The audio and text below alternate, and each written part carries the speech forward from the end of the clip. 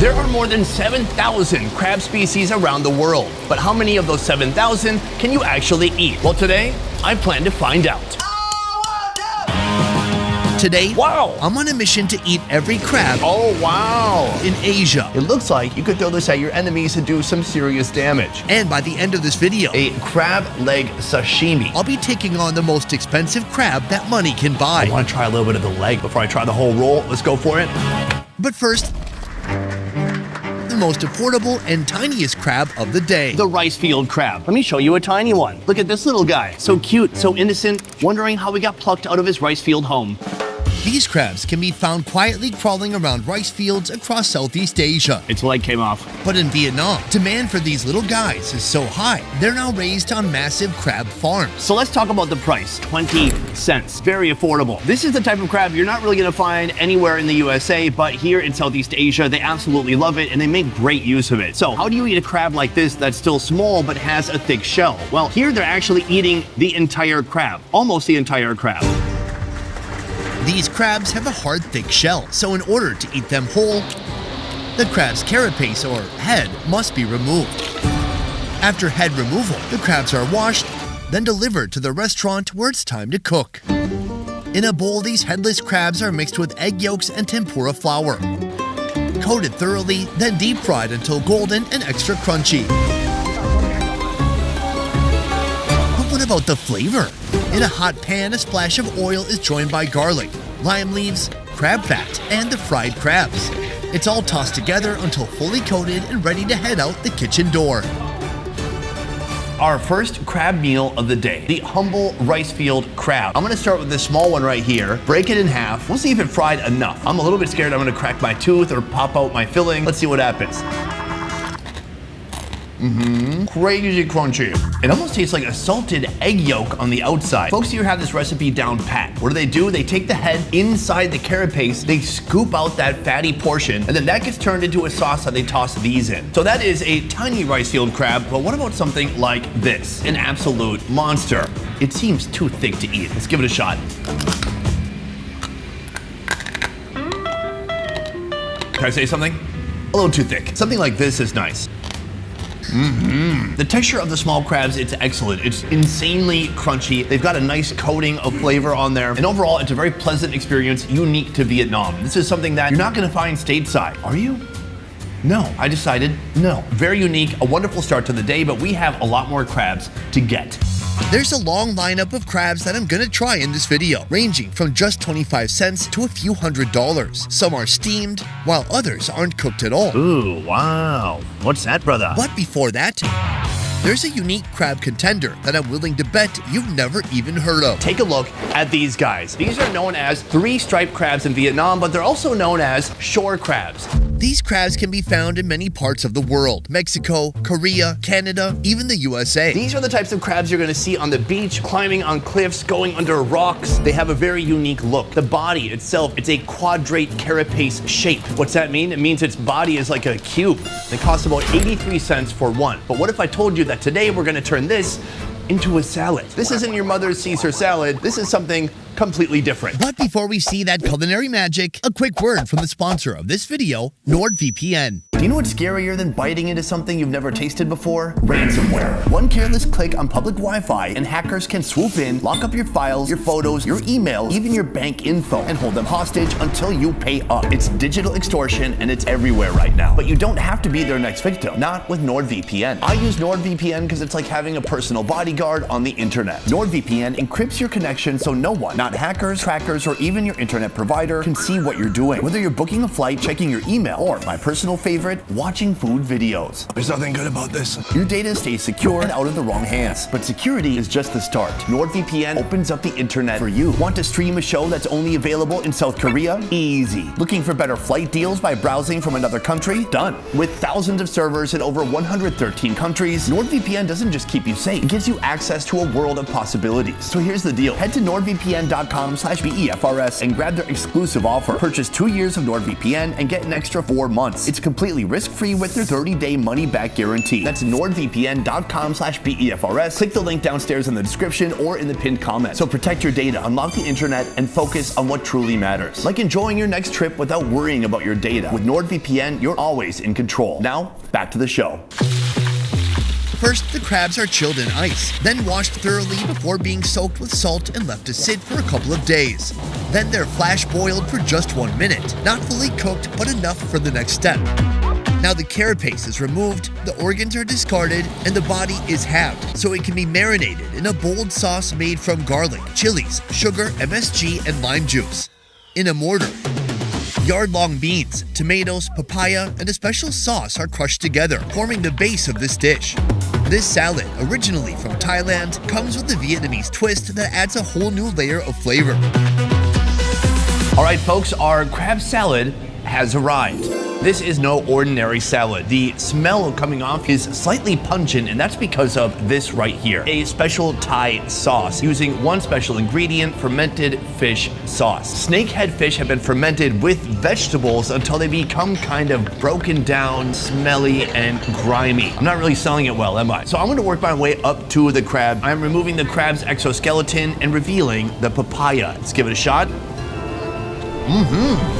Wow, that's absolutely, it's spicy too. I taste chilies, I taste sugar, possibly MSG, a little bit of sourness, and that real pungent flavor of that fermented fish sauce. That is unforgettable. Quick question, with something like this, would you like kind of chew it and then spit it out? Yeah. What about that? That's too big to chew. But I have a strong teeth. You're strong. Okay, cool, thanks. Velociraptor over here. So I've just been given some nice advice on how to handle the crab. Here's how it works. Take a couple of the legs, maybe some hip meat, put it in your mouth, chew on it, and then spit it out. That's it. So it's like a piece of gum. You're trying to strip all the flavor out of it. Let's try it.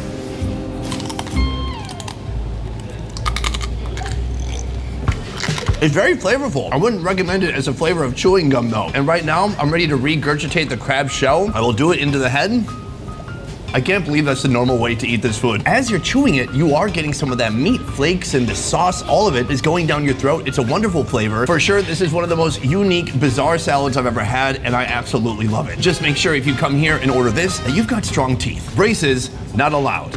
These small crabs are cheap, but a bit lacking in the meat department. Next, we're 10xing our crab budget in search of an even juicier bite. Our next crab is the blue crab, coming in at about $7.87. The blue crab is called a blue crab because it is blue. But there's also brown crabs. These are both technically blue crabs, but what is the difference? Let's do some crab anatomy. You can look under its carapace at this right here. The more phallic it is, that is a male. Whereas if you look at these brown crabs, underneath the carapace is very wide, like a dome. That is a female. In Vietnam, blue crabs thrive in the coastal waters of the Mekong Delta, where their sweet, tender meat is a prized ingredient in dishes like ban can cua. But blue crab recipes extend well past these borders to other Asian countries like Korea, where the blue crab is served raw. First, the blue crabs are washed and chilled on ice. Next, the carapace and any unwanted bits are removed. Today, these sand skippers will be made into raw Korean soy sauce crab. It all starts with a soy sauce-based broth, where water is added along with garlic, black pepper, leeks, greenhorn chilies, apple slices, and tea bags filled with secret medicinal herbs. This flavorful concoction is simmered for an hour. Then the solids are removed, and the remaining chilled liquid is poured over the crabs along with chilies. These crabs marinate for up to 5 days before they're ready to serve. I gotta say, it looks amazing. This is the soy sauce plus many other flavors mixed together to really season that meat. Oh. It has an incredible depth of flavor that's really refreshing. It tastes salty, sweet, and spicy. In the head and on the side of the body, you have these orange parts right here. Now, a lot of people confuse this for being the eggs of the crab. They are not the eggs. What I learned in Cambodia is that the eggs are located beneath the crab. Are you seeing it now? So what is this orange part inside of the crab's head? This is a gland inside the crab that works to produce digestive enzymes and filter impurities from the crab's blood. Yum. Ooh, wow. What's that, brother? Let's give it a shot. I gotta say, it's remarkable. That was very, very good. Spongy, soft, perfectly soaked up the flavors of that sauce. This is basically a cross-section of the body. Now, you can see as I squeeze, some of the meat is protruding out already. Very satisfying bite. I just realized is it still raw and the meat is very soft. This is the best blue crab experience of my life. Usually with these types of crabs, it's such a pain in the butt to get any meat out of it, but this feels so substantial. You feel like you're really getting a mouthful of something delicious. From here, we're venturing into the realm of unusual looking crabs. From a coral reef type looking crab like this, to a spiky and dangerous undersea samurai, flown all the way from Japan. But first, another unusual crab with an equally unusual name. This right here is a hairy crab, and it's a little bit hard to see, so I'm gonna set it free. Oh, wow. This crab is banned in the USA for being an invasive species and a threat to ecosystems. But here, it's a highly prized delicacy whenever it's in season. This one right here comes in at about $9.50. The hairy crab is called the hairy crab because of this right here. Voiceover, let's tell us what that is for. The crab's hairy claws resemble mittens, earning it the nickname mitten crab. This natural disguise helps it blend seamlessly into its surroundings, confusing predators and victims alike, leaving them wondering if it's a crab or just a fuzzy set of mittens. Unlike the other dishes, cooking this crab is surprisingly simple. After being washed and chilled on ice, the crabs are placed on a fragrant bed of perilla leaves, lemongrass, and ginger.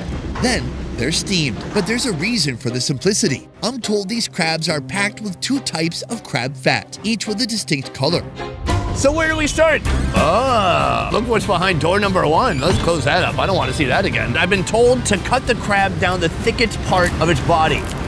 Cracking it open. Wow. A kaleidoscope of yellow and orange fat on the inside. Maybe we could jam a spoon in there? Wow, somebody is watching this from Shanghai and they are very disappointed in me. It's not how you eat it. Oh, wow. That is a different experience from anything we've had so far. That fat is dense and flavorful. It's got these nice orangey and yellow bits. This is what makes this crab so special. A little bit of a dip in this Vietnamese sauce. That's awesome. I gotta say, when I saw this crab, I thought it's so small, who would eat it? But it turns out not every crab is just about its legs or its meat. Every crab has something different and something special to offer. It's dense, it's somewhat sticky, it's a little bit chalky, but full of flavor. Amazing. I gotta say, I'm very impressed. That's some of the best crab head fat I've ever had in my life. We're about halfway through our crab extravaganza, and by the end of this video, we'll meet a crab so pricey, it makes the hairy crab look like pocket change at over 30 times the price. Is there any crab bigger than the king?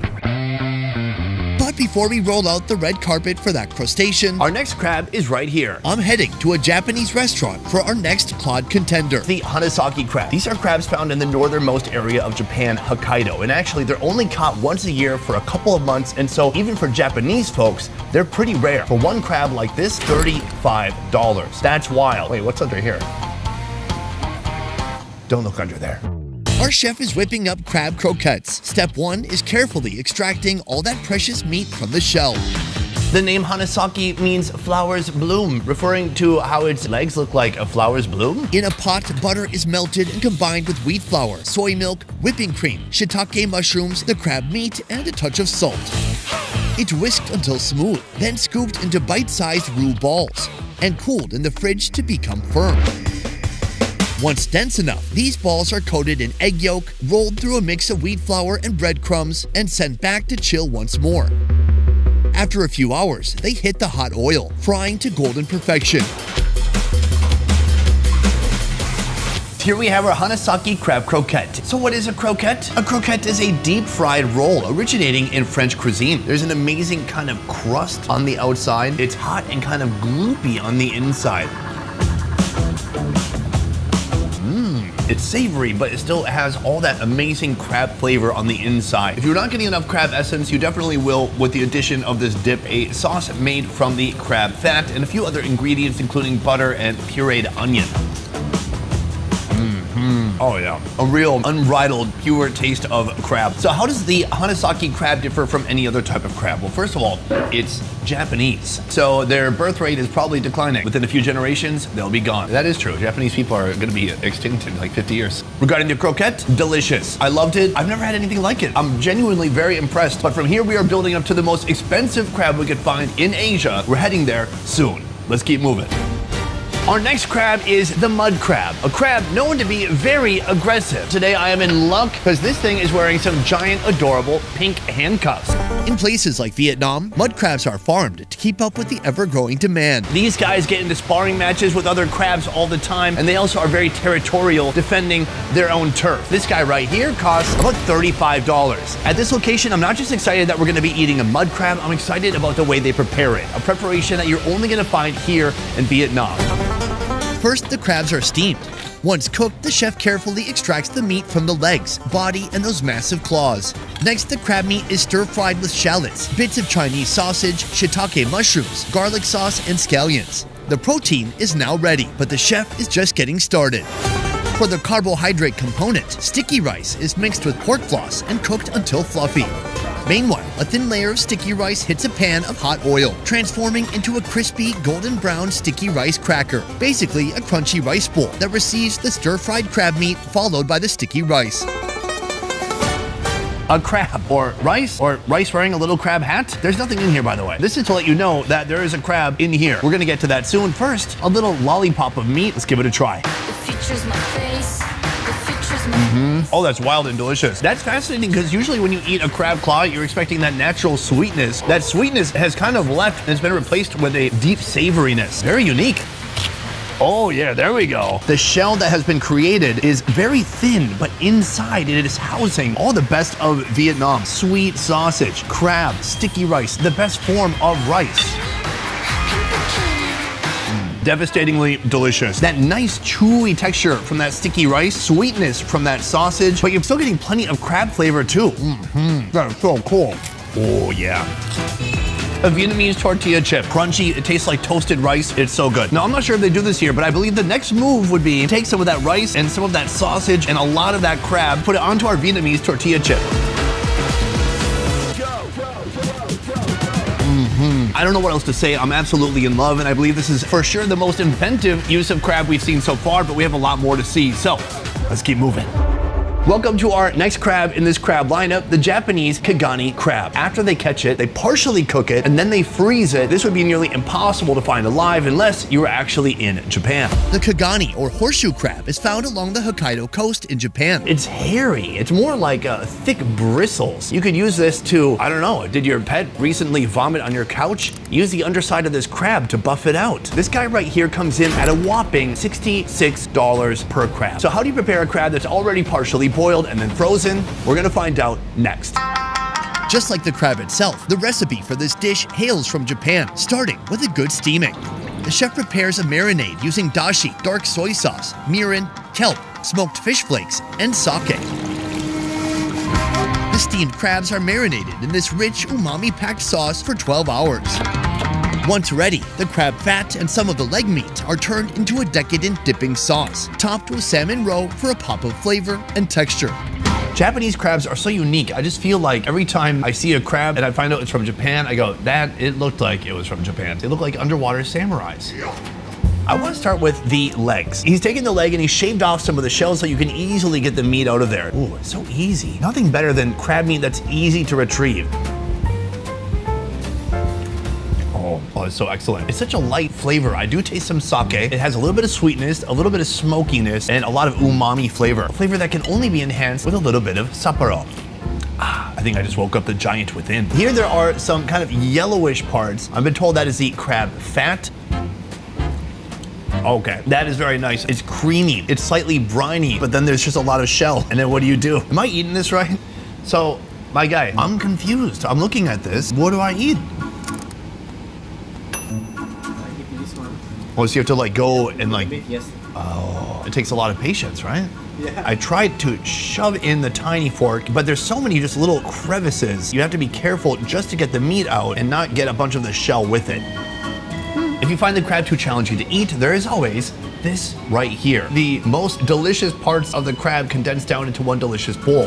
Oh yeah, this is excellent. I absolutely love this. So I guess what you gotta do if you're gonna eat this is get a chef who's patient enough and willing to take all the fat and all the meat and all those little strands and put it into a little dish like this. So you just scoop up with a spoon, because then it's 100% worth it. Absolutely delicious.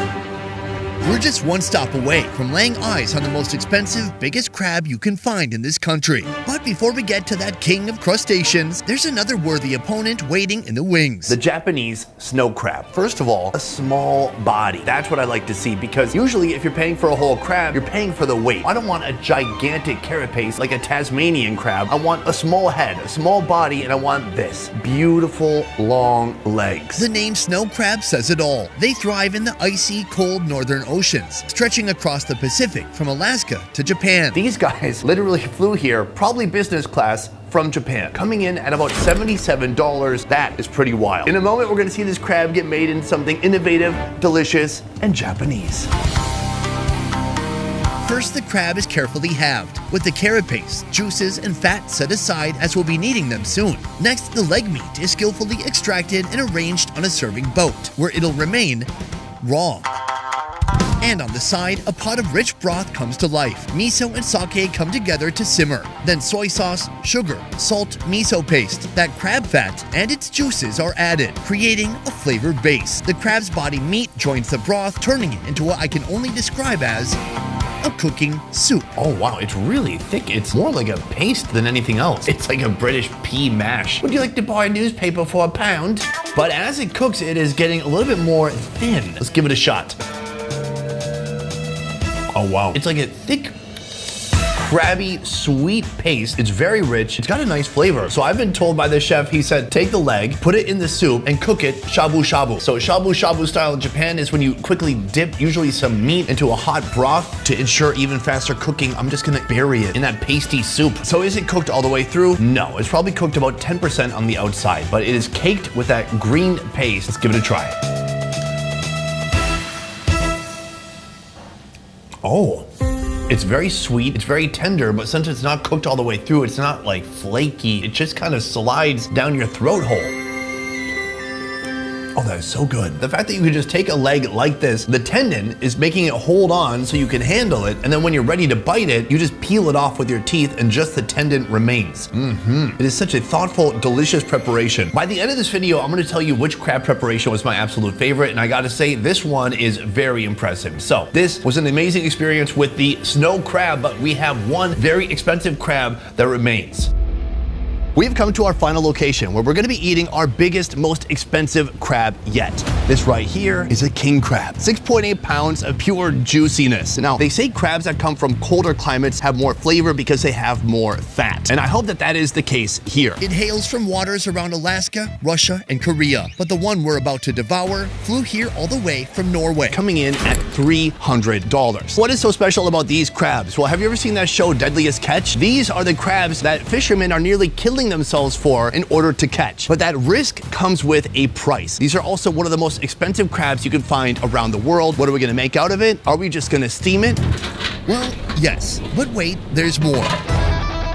In a pan, butter is melted, and in goes garlic, ginger, scallions, parsley, shallots, and a special ingredient, belacan, a funky fermented shrimp paste. Chili and tomato paste are added, and the mixture is cooked down before being blended into a rich, velvety puree.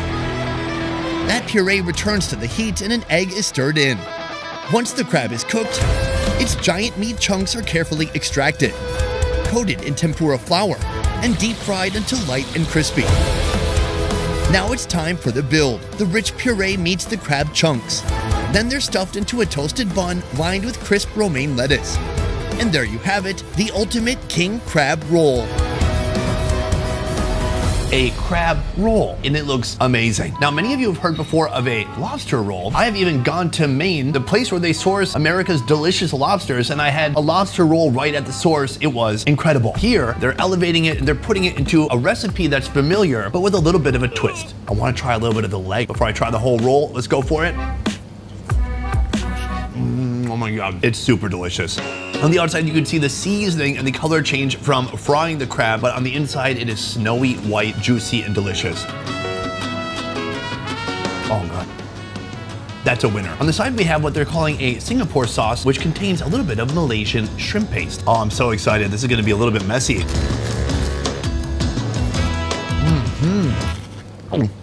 outstanding. The roll is toasty, it has a nice crunch to it. Meanwhile, the sauce, super savory, almost kind of umami, like a gravy you're putting on top, which feels a bit unfamiliar, new, and intriguing. Then you have the crab itself. It is full of fattiness. It has so much juiciness every time you bite into it. This is a sandwich for the 1%, nay, the 0.1%. I know a couple lawyers in the 1% still can afford this, mainly my lawyer. Why do I have a lawyer? I don't want to talk about it. It's completely indulgent, completely addictive, and I'm in love. But from here, I'm going to tell you which of all the crabs I think was the absolute best today. It's important information for you to know in case you guys also want to get crabs. Hungry for more fun food videos? Join me at more Best Ever Food Review Show, a channel that's unfiltered, raw, half the quality, and twice the fun. Can you walk away and come back at me? Oh, look, the server. Subscribe now and you probably won't regret it. No! Oh God, they're vicious. So this is, oh God, it's going under here? That's never coming out, is it? How do you coax a crab out from under an oven? I do appreciate that the crabs have hair, and I appreciate that they're called hairy crabs, and that people still want to eat them after hearing that name. Because what other food can you put hairy in front of and make people actually want to eat it? Hey man, can I get you a hairy sandwich, hairy soup, super hairy milkshake? Sounds awful. Have you ever heard the expression like crabs in a bucket? This is what they're talking about. Every time you try to get up, someone's got to pull you down. So I asked the owner just a moment ago, these claws, they are huge. How do you handle something like this? She said she has strong teeth. Let's give it a shot.